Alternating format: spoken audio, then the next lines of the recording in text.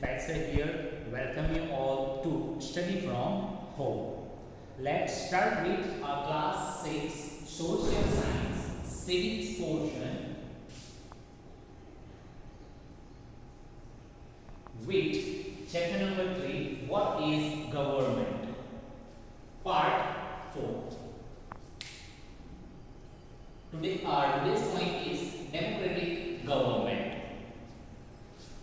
India is a democracy. So here the word mentioned is democracy. What do you mean by democracy?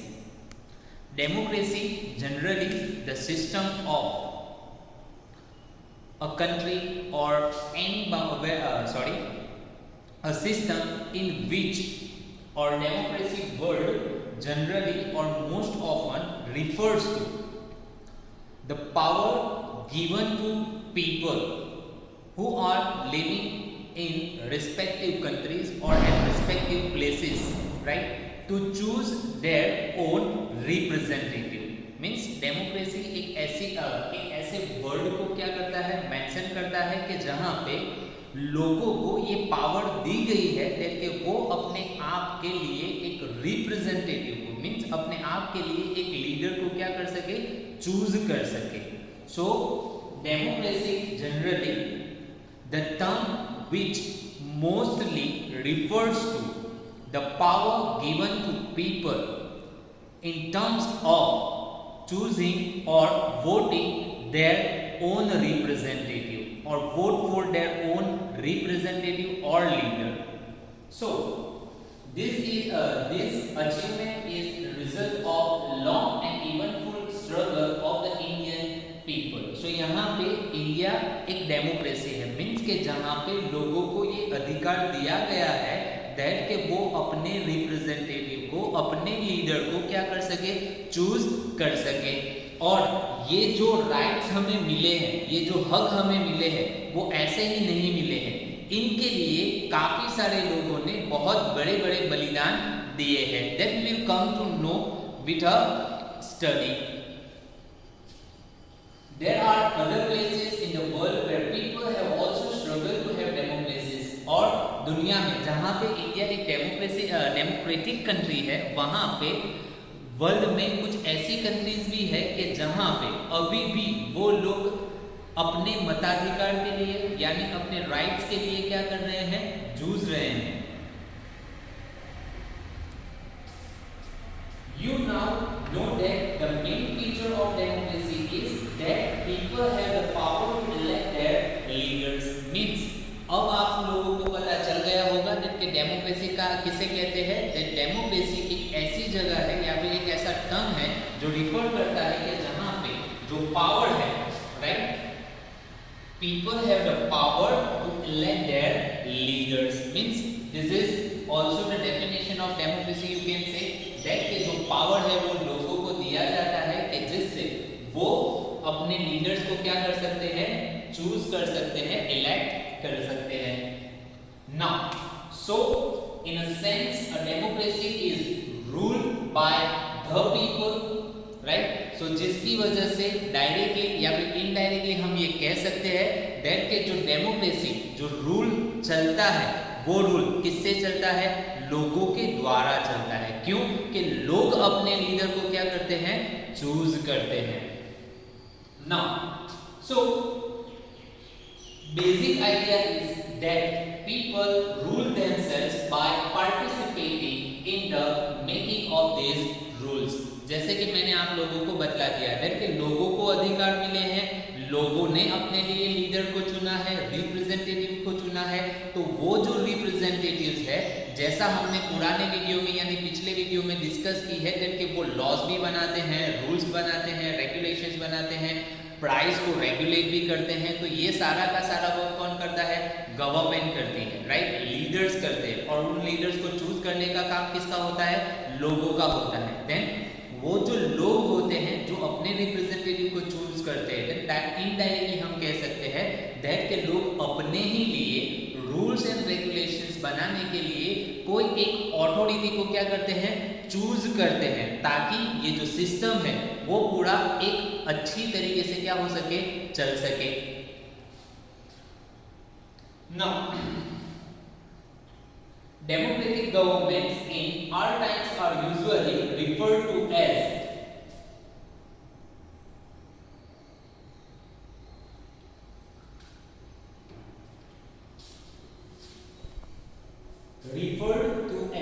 Representative democracies. यानी अभी जो democracy हम हमारी country में देख रहे हैं वो कौन सी है? रिप्रेजेंटेटिव डेमोक्रेसीज ज्यादा देखने को मिल रही है। Representative democracies means generally democracy के टू टाइप्स है mainly. Number 1 direct and number 2 representative, right. अब डायरेक्ट जो डेमोक्रेसी है वहां पे भी लोगों को तो अधिकार है ही दैट कि वो अपने लीडर्स को क्या कर सकते हैं? चूज कर सकते हैं, राइट। लेकिन यहाँ पे जो रिप्रेजेंटेटिव है यहाँ पे मोर और लेस सेम ही है कि वो वोट देके अपने रिप्रेजेंटेटिव को क्या करते हैं? चूज करते हैं। बट यहाँ पे जो नंबर ऑफ मैक्सिमम नंबर्स क्या होके आते हैं?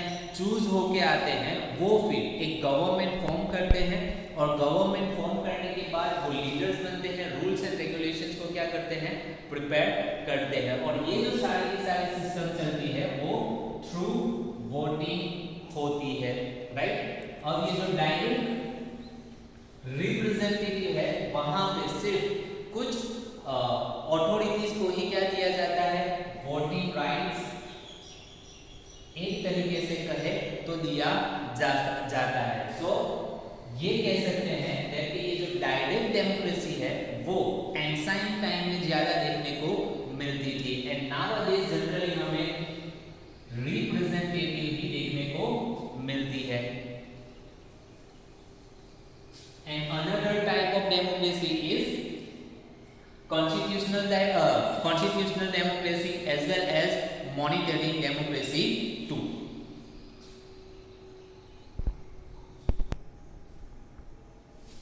In representative democracies, people do not participate directly but instead choose their representatives through an election process. अब representative direct से किस तरीके से डिफरेंट है?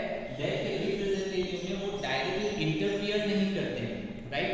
वो किस तरीके से? थ्रू इलेक्शन प्रोसेस वो अपने लीडर्स को क्या करते हैं? चूज करते हैं। सो these representatives meet and make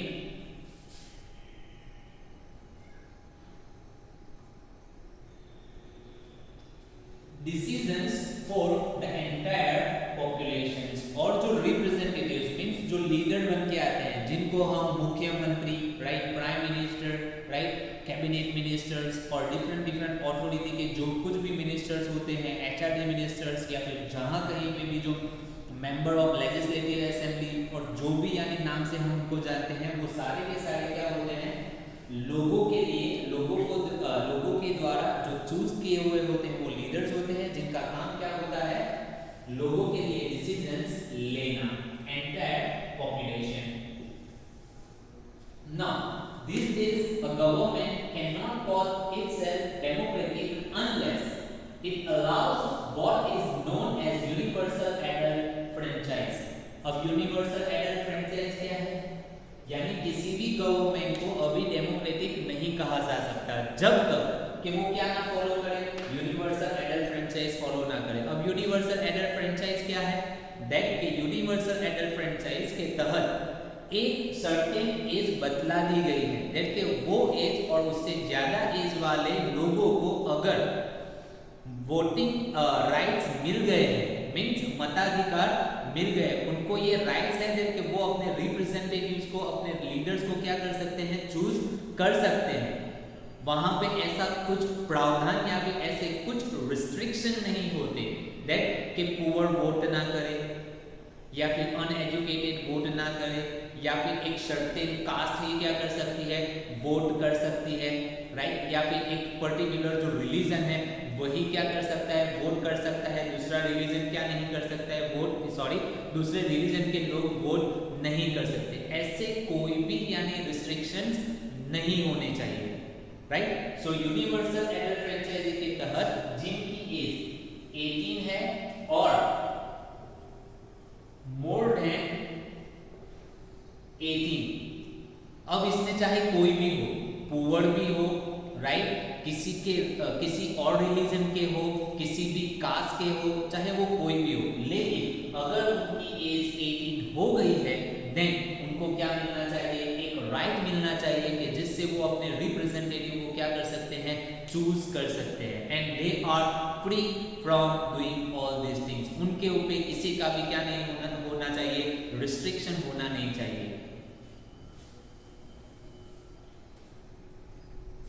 So this means that all adults in country are allowed to vote, और फिर उसमें चाहे कोई भी हो, राइट, जैसा कि मैंने यहाँ पे मेंशन कर दिया। But it was not always like this. Can you believe that there was a time when governments didn't allow women and the poor to participate in elections? यानी ये हमेशा के लिए सच रहा नहीं है, क्योंकि आज अगर आपको पता है कि हमारी कंट्री में तो ऐसा नहीं है, राइट, कि अब तो आप लोगों ने शायद देखा भी होगा कि आपके घर में जिनकी एज 18 से अब हो गई है वो सारे के सारे वोट देने के लिए जाते ही हैं, राइट। और आपने बहुत मर्तबा न्यूज़ में भी देखा होगा कि हर जगह पे कोई अगर हॉस्पिटल के बेड के ऊपर भी है, राइट, तब भी यानी वोट करने के लिए आता है। कभी कोई किसी की मैरिजेस होती है, देन मैरिजेस के वो जगह से उठ के भी वो वोट करने के लिए आते हैं। सो ये सारा जो एक सिनारियो है, एक ये जो सिस्टम है, मैटर्स है, वो आपने ऑब्जर्व की हुई होगी, अंडरस्टैंड। सो अभी तो ऐसा नहीं है, लेकिन एक ऐसा भी टाइम था जब हमारी कंट्री में क्या होता था, दैट के जो वुमेन होती वो और जो वुमन होते वो, उनको वोट देने की अनुमति नहीं थी, यानी उनको वोट देना अलाउ नहीं था। In their earliest forms of governments allowed only men who own property and were educated. तो किसको अधिकार था, that सिर्फ और सिर्फ कि ऐसे men, right? Here I am mentioning men. क्यों? क्योंकि women को तो अलाउ नहीं था। Men who own, जिसके पास property, means those person who were wealthier and also educated, जिनके पास education था, to vote, सिर्फ उन्हीं को क्या था, अधिकार था। This meant that women and the poor, the property less and the uneducated were not allowed to vote. इसका सीधा सीधा मतलब ये था that कि जो women होती, जो poor होते, या फिर जिनके पास प्रॉपर्टी नहीं होती और जो अनएजुकेटेड होते, राइट, तो उनको वोट देना अलाउ नहीं था। So, if you will be asked a question that who were the persons were not allowed to vote in the past, then your answer is here. Again, I am mentioning women, poor, propertyless, and uneducated persons were not allowed to vote.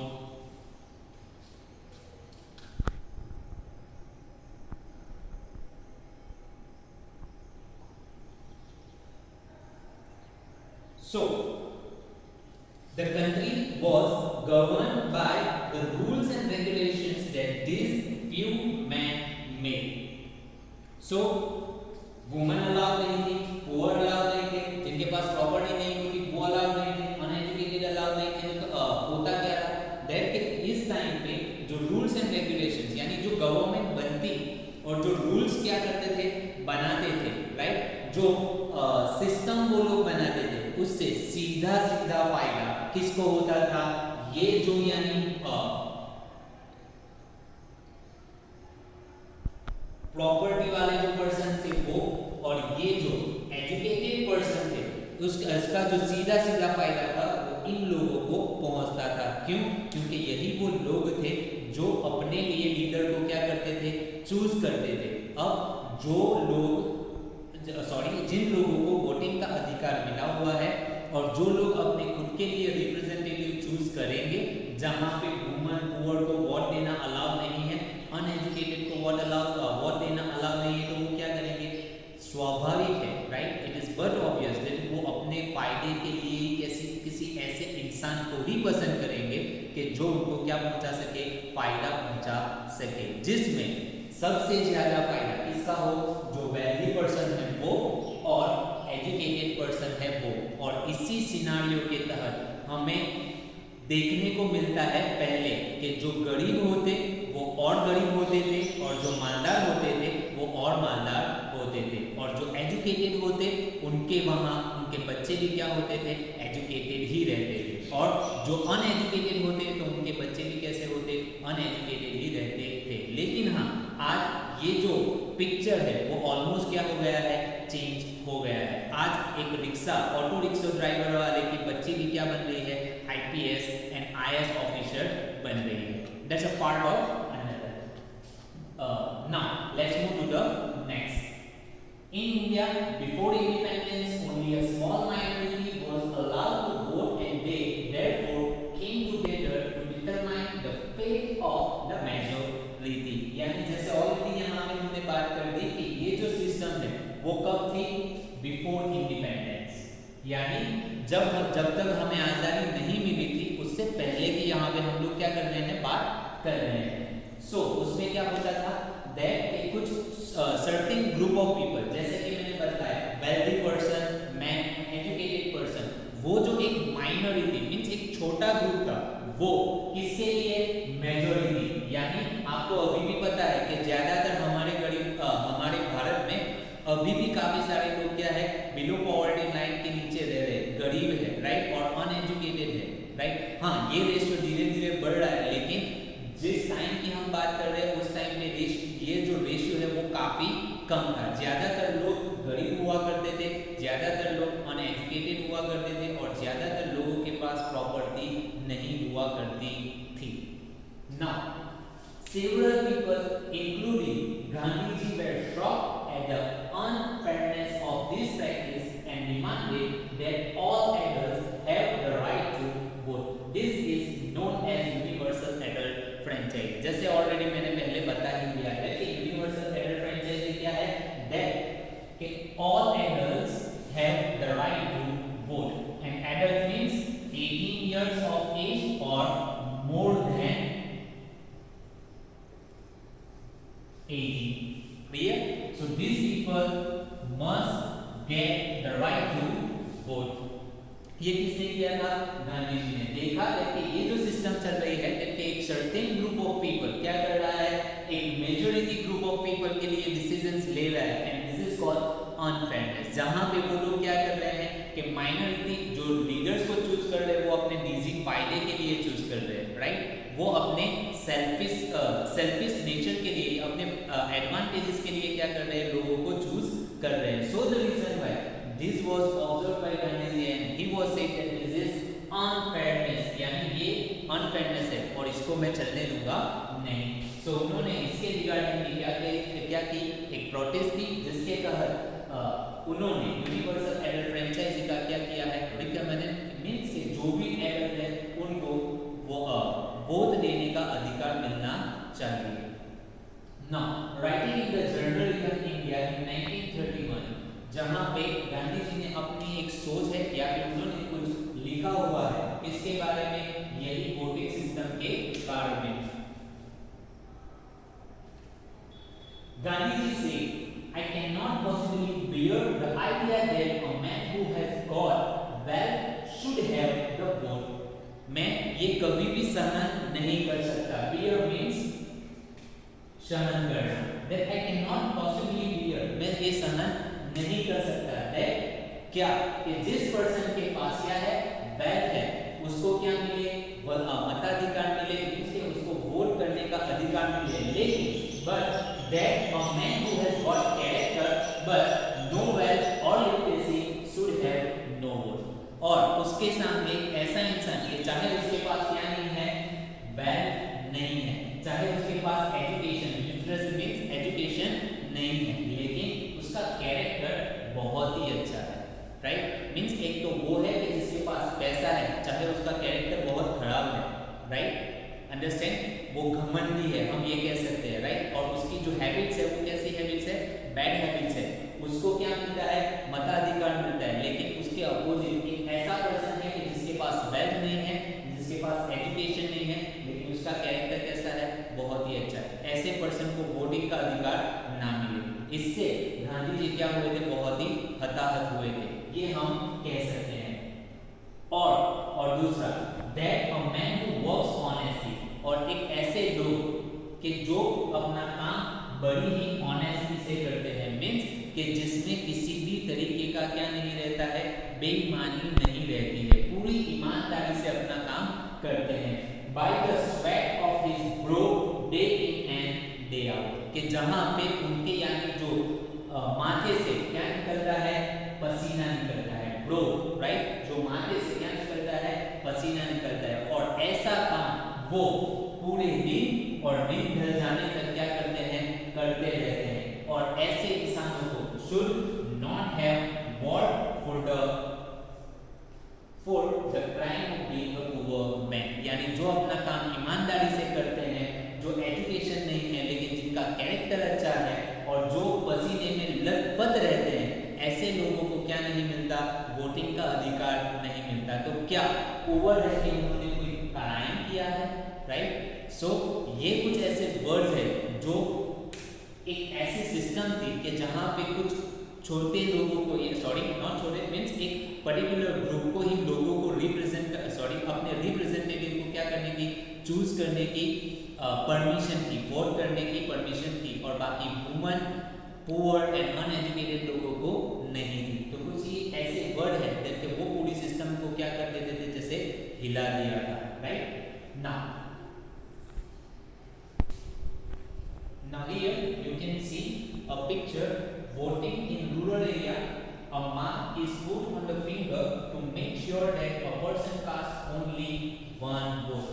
यानी जब voting करने के लिए जाते हैं एक mark लगा दिया जाता है उंगली के ऊपर, जो इस बात का इशारा है that कि कोई भी एडल्ट जिसकी एज 18 या फिर 18 से ज्यादा है वो सिर्फ एक और एक ही वोट कास्ट कर सकता है, मीन्स डाल सकता है।